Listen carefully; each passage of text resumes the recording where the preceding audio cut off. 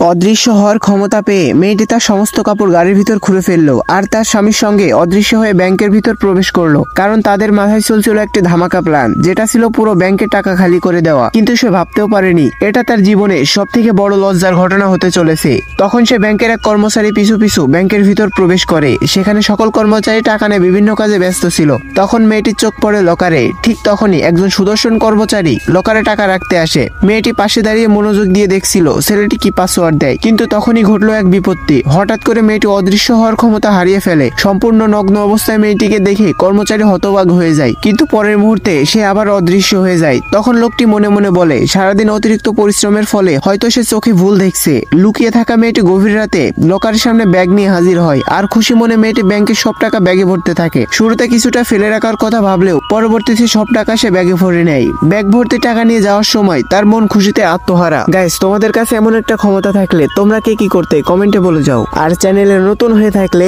চ্যানেলটি সাবস্ক্রাইব করে সঙ্গেই থাকো।